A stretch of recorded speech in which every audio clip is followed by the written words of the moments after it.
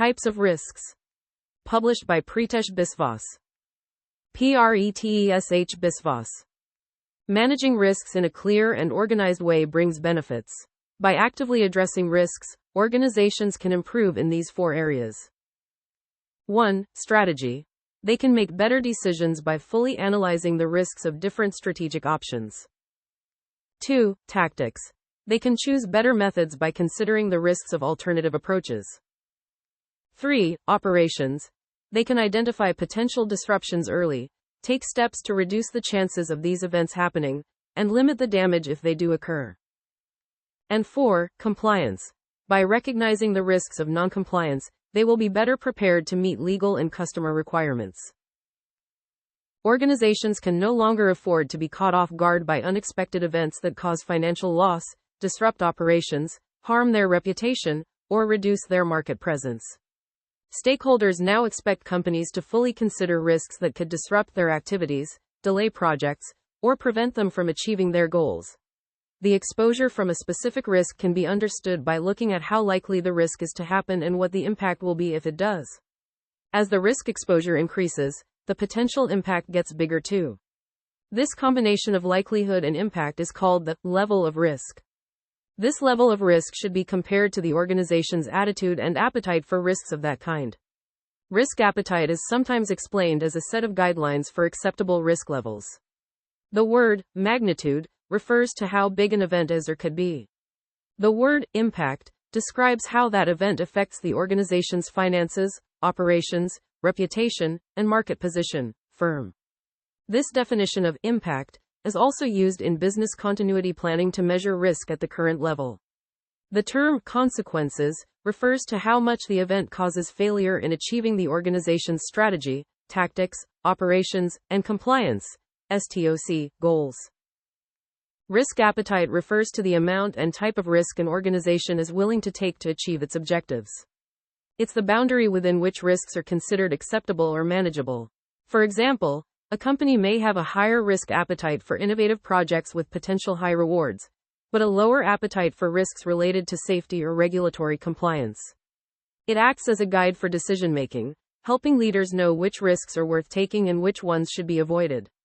Risk attitude is the organization's overall mindset or approach toward taking risks. It reflects the company's values, culture, and comfort level with uncertainty. Some organizations may be more risk-averse, preferring to avoid risk as much as possible, while others may be more risk-seeking, more comfortable with taking risks to pursue bigger opportunities. Risk attitude shapes how the organization interprets and responds to risk in practice, influencing whether it takes a cautious or bold approach to decision-making. Risk appetite provides clear guidelines or limits on how much risk is acceptable when pursuing goals. It's formally defined in processes and is used to assess whether current risks align with the organization's capacity and willingness to take them. Risk attitude is broader, capturing the culture and philosophy toward risk, influencing how risk appetite is set and decisions are made when facing uncertainty. Together, these concepts help an organization align its strategy with its risk management approach, ensuring risks are managed in a way that supports long-term objectives without taking on unnecessary dangers. Impact of hazard risks. Hazard risks threaten a company's goals, and the impact of these risks shows how serious they are. Managing hazard risks is one of the oldest forms of risk management, closely tied to managing insurable risks. Hazard risks always have negative effects and include things like workplace safety, fire prevention, property damage, and product defects. These risks can disrupt operations, increase costs, and lead to bad publicity. Hazard risks also involve key business dependencies, such as IT systems. Most organizations rely heavily on IT, which can be disrupted by equipment failure, fires, viruses, hacking, or cyber attacks. Theft and fraud are also significant hazard risks, especially for companies handling cash or a large number of transactions. Preventing these risks involves security measures, separating financial duties, and screening staff before hiring. If a hazard risk occurs, like a fire in a major warehouse, it could be a large event, magnitude, with potential financial loss, destruction of property, damage to reputation, and disruption of business. However, controls in place, like insurance, safety measures, and crisis management, reduce the impact of the event. The impact refers to how much damage remains after these controls work. The consequences of such an event, like the fire, affect the organization's strategy, operations, and compliance activities. While the financial loss may be covered by insurance, good crisis management can ensure customers are hardly aware the fire happened. Lastly, compliance risks are important, especially in highly regulated industries. Failure to meet regulatory requirements can hurt a company's reputation and disrupt business operations. Compliance can be essential for continuing to operate. Most definitions of risk focus on risks connected to corporate objectives, but risks can also affect the key dependencies that support an organization's core processes.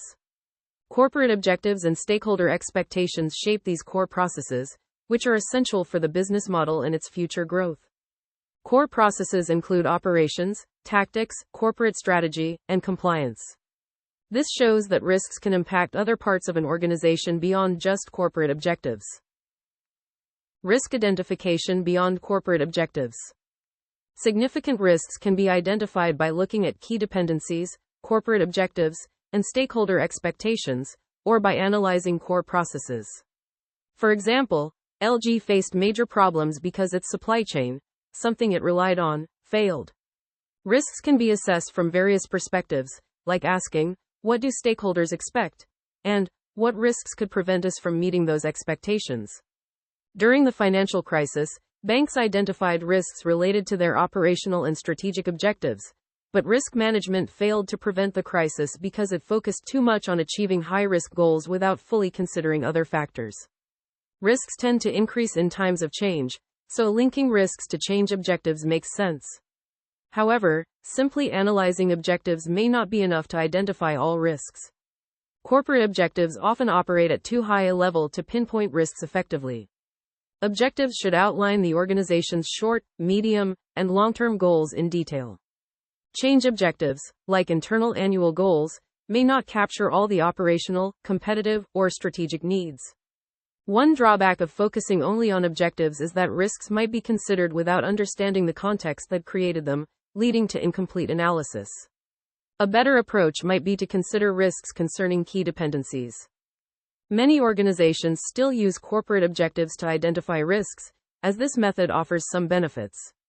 It helps analyze risks related to both positive and negative events. If risks are attached to objectives, these objectives must be well defined and supported by solid assumptions. Core processes, which drive an organization, can also have risks attached to them. For example, in a sports club, the core process might be delivering successful results on the field. Risks can be linked to this process, as well as to objectives and key dependencies. Core processes can be classified into 4 types: strategic, tactical, operational, and compliance, STOC. Effective risk management improves the efficiency of these processes. Although it's standard to attach risks to corporate objectives, risks can also be linked to other parts of the organization, like key dependencies and stakeholder expectations. Identifying risks through key dependencies is becoming more common and can be done by assessing the organization's strengths, weaknesses, opportunities, and threats, SWOT. Once key dependencies are identified, the risks that impact them can be evaluated. Rewards. Another aspect of risk and risk management is that many organizations take risks to achieve a reward. There is a connection between the level of risk and the expected reward. For example, a company might launch a new product because it believes it can make a profit from it. By doing so, the company puts resources at risk, accepting a certain amount of risk to pursue the potential reward. The value of what's at risk reflects the company's risk appetite for that activity.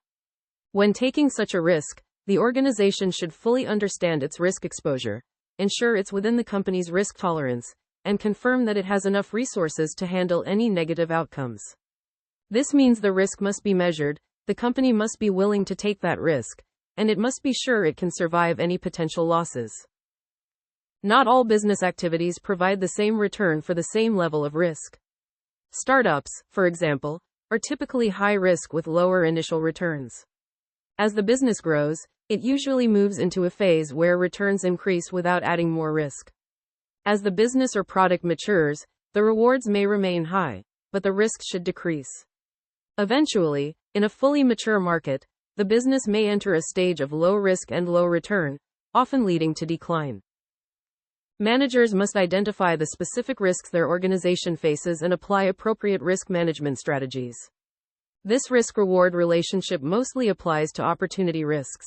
In the case of hazard risks, the reward for better risk management is fewer disruptions. For project risks, the benefit is that projects are more likely to be completed on time, on budget, and according to plan. With opportunity risks, better risk management can lead to fewer failed new products and higher profits, or at least lower losses from new ventures. Ultimately, the reward for taking risks is either profit or improved service. Risk attitude. Different organizations have different views on risk. Some may avoid risk, while others are more willing to take risks. An organization's attitude toward risk depends on factors like the industry it operates in, the market conditions, and the opinions of its board members. Risks must be seen in the context they arise from. Sometimes, a company may seem risk-seeking, but the board may just see a big opportunity that they don't want to miss, even if the risks involved haven't been fully considered. One of the key roles of risk management is to ensure that risky strategic decisions are made with all the necessary information. This leads to better decision-making, which is a major benefit of good risk management. The attitude toward risk is complex and closely related to an organization's risk appetite, though they are not the same. Risk attitude reflects the long-term view on risk, while risk appetite shows the short-term willingness to take risks. This is like the difference between someone's general approach to food and their hunger at a specific time. Other factors, like the organization's stage in its growth cycle, also affect its risk attitude. Startups may need to take more risks compared to growing or mature businesses. Companies in mature markets or facing decline tend to be more risk-averse. This is why some successful entrepreneurs excel at starting businesses but may struggle with managing mature companies. Different stages in a business's life require different attitudes toward risk. Risk triggers and bow tie diagram. Risk is sometimes described as the uncertainty of outcomes. While this is a technical definition, it is helpful, especially when talking about managing control risks. Control risks are hard to identify and describe, but they are often linked to projects. The goal of a project is to achieve the desired results on time, within budget, and up to the required quality or performance standards. For example, when building a structure, the ground conditions might not be fully known at the start. As work progresses, more details about the ground will become clear. This new information could be good news, like discovering that the ground is stronger than expected, requiring less foundation work. On the other hand, there could be bad news, such as finding that the ground is weaker, or contaminated, or that there are archaeological remains. Since these conditions are uncertain, they should be considered control risks, and the project management should account for this uncertainty. It would be unrealistic for the project manager to assume only bad ground conditions, just as it would be unwise to assume everything will go better than expected. Control risks bring uncertainty, and organizations may be more concerned with managing the variability in outcomes than the risks themselves. Some level of deviation from the plan can be acceptable, but it shouldn't be too extreme. This idea of tolerance is similar to the manufacturing of engineering components, where parts must meet specific size requirements within certain limits. New tools, like the bow tie method, have been developed to make the risk management process easier for managers and others involved in risk-related activities. The left side of the bow tie diagram shows where a particular risk comes from, based on how the organization classifies risks. These sources of risk are grouped into 4 main types: strategic, tactical, operational, and compliance, STOC. On the right side of the diagram, it shows the possible impacts if the risk happens, using 4 main impact areas: financial, infrastructure, reputational, and marketplace, firm. In the middle of the diagram is the risk event itself, which can disrupt the organization in different ways, such as affecting people, premises, processes, or products. The bow tie diagram helps illustrate how the organization classifies risks and what the possible consequences could be if a risk occurs. It also shows how controls can be used to prevent the event from happening, represented by lines on the left side, and how recovery measures can help after an event, shown on the right side. This bow tie approach can also be used to represent opportunities, not just hazards. Risk classification. Risks can be categorized in many ways. Hazard risks, for example, can be broken down into risks to property, risks to people, and risks that threaten business continuity. There are also formal risk classification systems. One useful way to classify risks, though not formal, is by the time frame of their impact. This method divides risks into long-term, medium-term, and short-term, which helps analyze how much exposure the organization faces. Long-term risks are connected to strategic decisions and typically affect the organization several years after an event happens or a decision is made, possibly up to 5 years. For instance, when launching a new product, it might take time to see whether it's successful, so this is a long-term risk. Medium-term risks usually take about a year to show their impact and are often linked to projects or work programs. For example, deciding which software to install is a long-term decision, but the actual project of installing it involves medium-term risks. Short-term risks happen right after an event, like accidents, fires, or thefts. These risks have immediate effects on operations and are often easier to identify and manage. Insurable risks, like these short-term risks, have known impacts but unpredictable timing. Insurance covers risks with immediate consequences, but it's uncertain when or if the event will happen. An important factor for organizations is identifying what might trigger a risk. Some risks, if they happen, could have catastrophic effects, so management needs to recognize what might set off those significant events.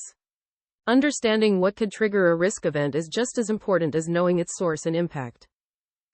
Risks can be divided into 4 categories, and they are: compliance risks, hazard risks, control risks, opportunity risks.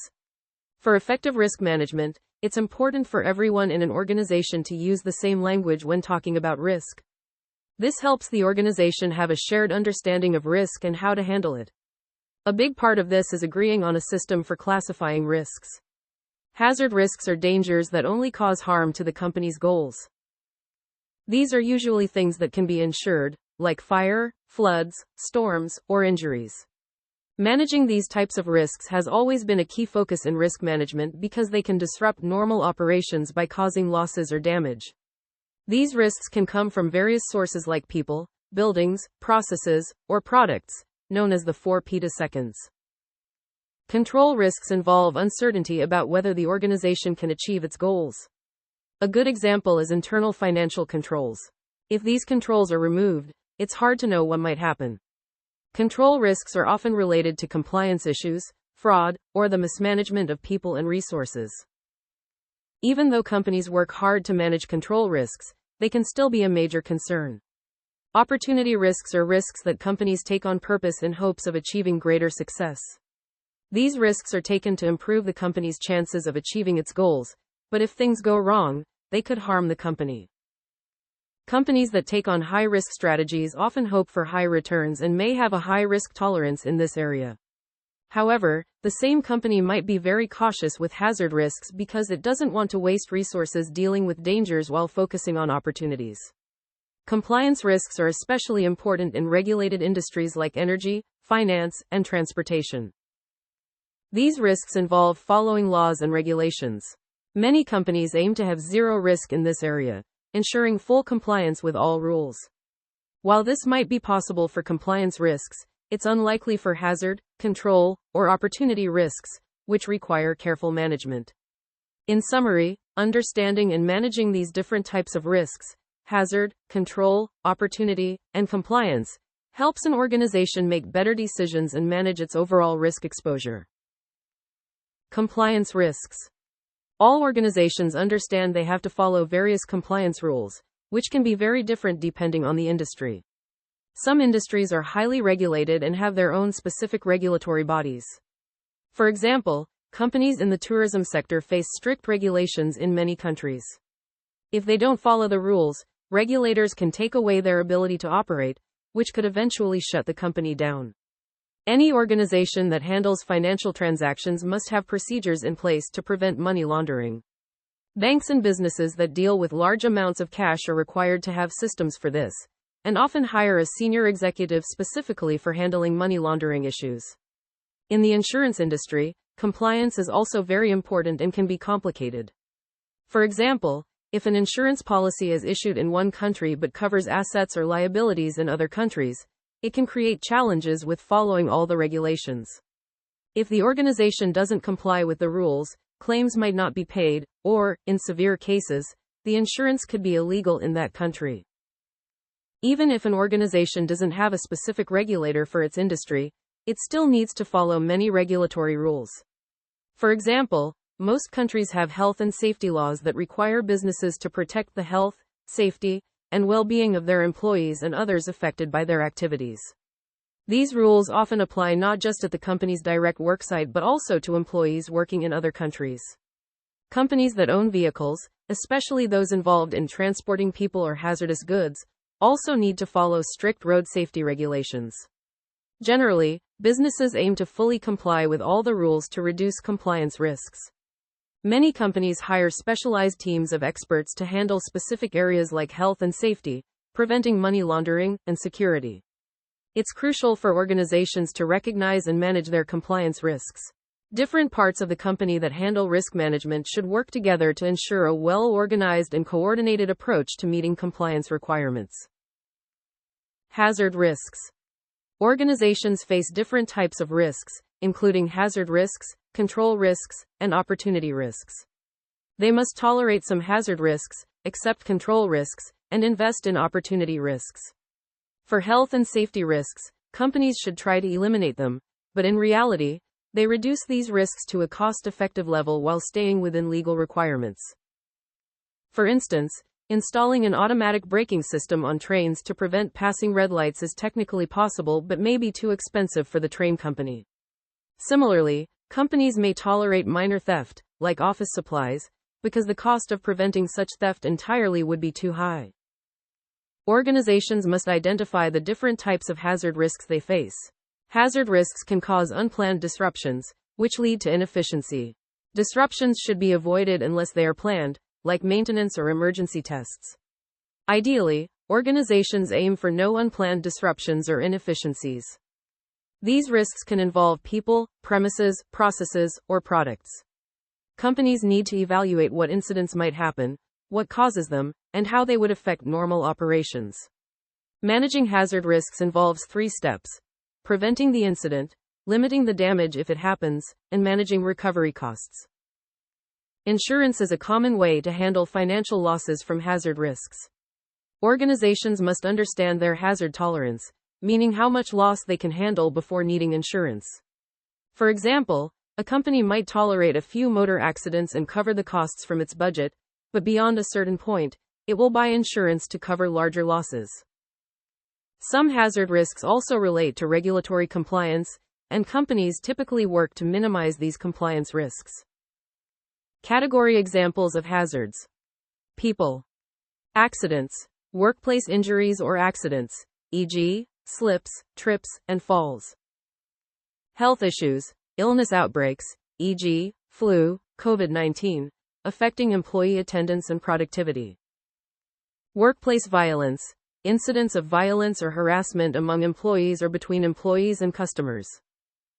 Skill shortages, lack of qualified personnel to perform necessary tasks due to resignations or labor market changes. Employee strikes, labor disputes leading to work stoppages. Premises.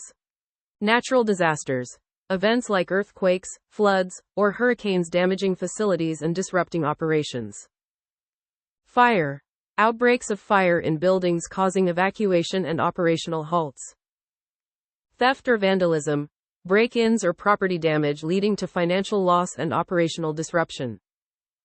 Facility failures, breakdowns of essential building systems, e.g., HVAC, plumbing, affecting the work environment. Regulatory violations, non-compliance with building codes or safety regulations leading to fines or closures. Processes. Equipment breakdown, failures in machinery or technology halting production lines. Supply chain interruptions, delays or disruptions in the supply chain affecting the availability of materials or products. IT system failures, crashes or outages in computer systems impacting data access and business operations. Quality control issues, defective products resulting from flawed processes leading to recalls or customer dissatisfaction. Poor communication, miscommunication within teams leading to mistakes or delays in project completion. Products. Product recalls, issues with product safety leading to recalls, damaging reputation and financial loss. Market changes, shifts in consumer preferences or trends making current products obsolete. Supply shortages, insufficient supply of raw materials affecting product availability and production schedules. Counterfeit products, the emergence of fake products harming brand reputation and customer trust.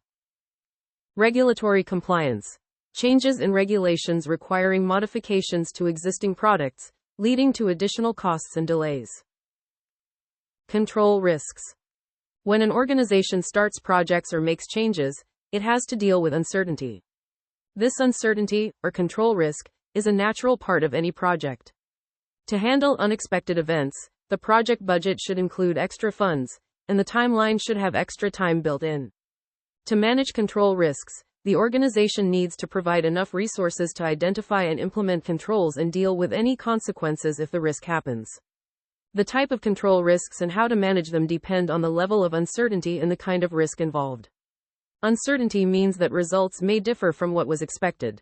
For example, if an organization is improving a process, the project must be completed on time, within budget, and meet the required specifications. It also needs to deliver the expected benefits. If the project doesn't meet these expectations, this deviation represents uncertainty, which can only be accepted to a certain extent. Managing control risks is a key focus of internal auditors and accountants. In the UK, corporate governance rules, as of September 2016, emphasize internal control over risk assessment. Control management aims to reduce uncertainty related to significant risks and minimize unpredictable results. However, if an organization focuses too much on control management, it can stifle creativity and innovation. Excessive focus on controlling risks might limit entrepreneurial efforts and opportunities for growth. Opportunity risks. Some organizations intentionally take risks to reach their goals. These are usually commercial or marketplace risks that they expect will lead to a good return. Known as opportunity risks, they can also be called commercial, speculative, or business risks. While these risks can help achieve the organization's mission, they can also hold it back if things don't go as planned. Every organization wants to take advantage of opportunities and is willing to invest in them. They aim for effective and efficient operations, tactics, and strategies. Opportunity risks often come from developing new strategies, improving operations, or making changes. Organizations must decide how much risk they are willing to take on and how much they should invest. For example, if a company sees a demand for a new product that it could create, but lacks the resources to develop it, it might not be wise to pursue that high-risk path. Management needs to determine if they are willing to go after these opportunities. Just because they are eager to take a chance doesn't mean it's the right choice. The company's board should understand that even if they want to seize an opportunity, the organization may not have the capacity to handle the associated risks. Opportunity management focuses on maximizing the benefits of taking risks. Organizations often want to invest in opportunity risks, and there's a clear connection between opportunity management and strategic planning. The goal is to increase the chances of achieving significant positive results from investing in business opportunities. Examples of compliance, hazard, control, and opportunity risks. In an oil company, the key risks can be categorized into compliance, hazard, control, and opportunity risks. Here's how each type might apply. 1. Compliance risks. These relate to following laws, regulations, and industry standards. For an oil company, compliance risks could involve environmental regulations, health and safety laws, and government policies on emissions or drilling permits. Failure to comply can lead to fines, legal issues, or shutdowns. 2. Hazard risks. These are risks that can cause physical harm to people, property, or the environment. For example, oil spills, explosions, fires, equipment failures, or natural disasters like hurricanes pose significant hazard risks to oil companies. These events can lead to costly damage, loss of life, and environmental harm. 3. Control risks. Control risks affect the ability to complete projects or operations within planned timeframes, budgets, and quality standards. In an oil company, control risks could arise during exploration, drilling, or refining processes. For instance, a drilling project might face delays due to unexpected ground conditions or equipment malfunctions, affecting the project's budget and timeline. And 4. Opportunity risks. These are risks taken to gain potential rewards. For an oil company, opportunity risks might include investing in new drilling sites, developing renewable energy projects, or expanding into new markets. While the rewards could be substantial, e.g., new oil reserves or entering a profitable market, the risk of failure is also present, such as the site not producing enough oil or the market not growing as expected.